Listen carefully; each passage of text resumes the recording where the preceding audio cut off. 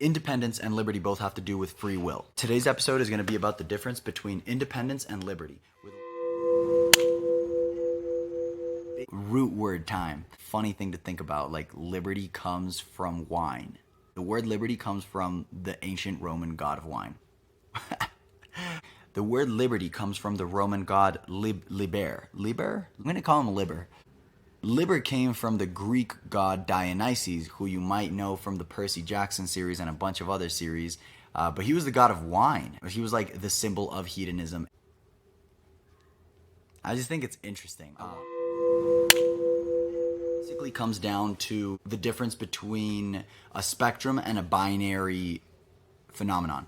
Dependence and independence are not like liberty where there's a whole spectrum. Dependence and independence are on or off. The difference is responsibility, you know? Like, who is assuming responsibility? You're either dependent or you're independent. Independence is a lot easier to measure than liberty. Because it's easier to measure, it is also more political. Independence also has to do with competence, meaning, and respect.